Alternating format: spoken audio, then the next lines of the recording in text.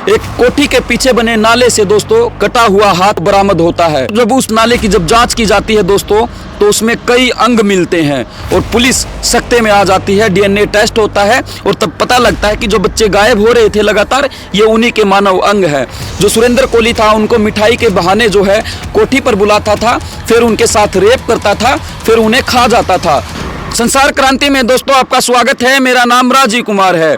देश का दोस्तों सबसे बड़ा हत्याकांड निठारी हत्याकांड 19 साल बाद सुप्रीम कोर्ट ने मुख्य आरोपी को दोस्तों बरी कर दिया है। निठारी हत्याकांड की अगर हम बात करें दोस्तों साल 2006 की बात है जब यह हत्याकांड हुआ था। दोस्तों निठारी के पास के आसपास के जो बच्चे थे वो एकदम से गायब होने लग जाते हैं। जो पीड़ित परिवार थे वो पुलिस के पास जाते हैं लेकिन पुलिस उस समय कोई कार्यवाही जो है नहीं करती है। जो लोग थे वहाँ के रहने वाले जिनके बच्चे लगातार गायब हो रहे थे उनकी शिकायतों को लेकर लगातार जो पीड़ित परिवार थे वो थानों के चक्कर काट रहे थे लेकिन कुछ नहीं हुआ। उसके बाद साल 2006 की ये बात है कि जब एक कोठी के पीछे बने नाले से दोस्तों एक मानव अंग यानी कि हाथ, कटा हुआ हाथ जो है वो बरामद होता है। दोस्तों जब उस पूरे नाले की बिल्कुल बारीकी से उस नाले की जब जांच की जाती है दोस्तों तो उसमें कई अंग मिलते हैं और पुलिस सकते में आ जाती है। डीएनए टेस्ट होता है और तब पता लगता है कि जो बच्चे गायब हो रहे थे लगातार ये उन्हीं के मानव अंग है।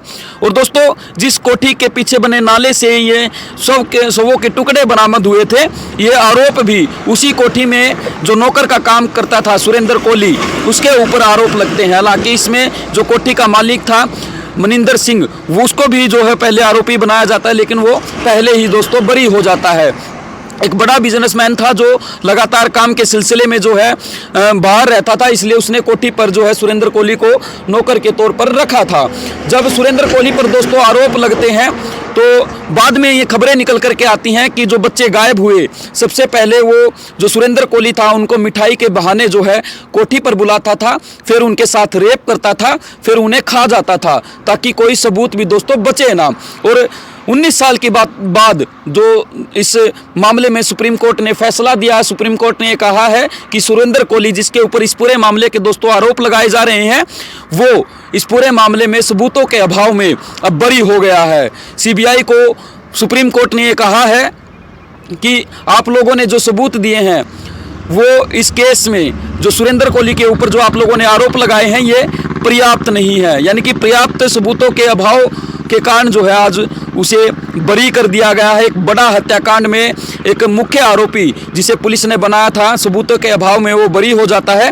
लेकिन सवाल दोस्तों अब आज भी वही है जो साल 2006 में सवाल खड़े हुए थे, आज भी वही सवाल फिर से हैं। मुख्य आरोपी जिसे पुलिस ने मुख्य आरोपी बनाया उसे तो कोर्ट ने सबूतों के अभाव में बरी कर दिया, लेकिन जो पीड़ित परिवार हैं उनके सामने आज भी वही सवाल है कि आखिरकार अगर ये सुरेंद्र कोहली ने नहीं किया तो ये आखिरकार इन बच्चों का हत्याकांड किसने किया, किसने इन बच्चों को मारा और साथ के साथ इन बच्चों के साथ किन लोगों ने रेप किया, किन लोगों ने उनके अंगों को काटकर नाले में बगा दिया जहां से वो शव के टुकड़े जो हैं दोस्तों बरामद होते हैं। ये बड़े सवाल हैं। क्या इसके पीछे कोई मानव तस्करी जो अंगों का गिरोह था, अंगों की खरीद फरोख्त करता था, क्या इनके पीछे वो गिरोह थे दोस्तों? ये बड़े सवाल जो साल 2006 में भी खड़े थे और साल आज की अगर हम बात करें 2025 में की बात करें जब उसे आज सबूतों के अभाव में दोस्तों बरी कर दिया गया है, आज भी वही सवाल है। अब बात करते हैं सुरेंद्र कोहली की दोस्तों। सुरेंद्र कोहली ने दोस्तों इस 19 सालों में बहुत कुछ खोया है। सुरेंद्र कोहली ने न्याय की जो मांग कर रही थी उसकी मां जो लगातार ये कह रही थी कि उसका बेटा दोषी नहीं है, उसे बलि का बकरा बनाया गया है। 19 सालों में सुरेंद्र कोहली ने अपनी उस मां को भी खो दिया। उसकी जो पत्नी थी जिस समय उसके ऊपर आरोप लगे, जब वह जेल में चला गया तो उसकी पत्नी उस समय गर्भवती थी। तो दोस्तों सोच कर देखिए अगर ये हत्याकांड सुरेंद्र कोहली ने नहीं किया था तो उस पर अब क्या बीत रही होगी। 19 सालों से जिसने जेल काटी है, जो जेल में रहा है, जिसने अपनी मां को खो दिया, अपनी पत्नी, अपने बच्चों को खो दिया, उसके साथ क्या क्या बीती होगी, जिसे अब कोर्ट ने सबूतों के अभाव में यानी कि सुप्रीम कोर्ट ने जिसे अब बरी कर दिया है।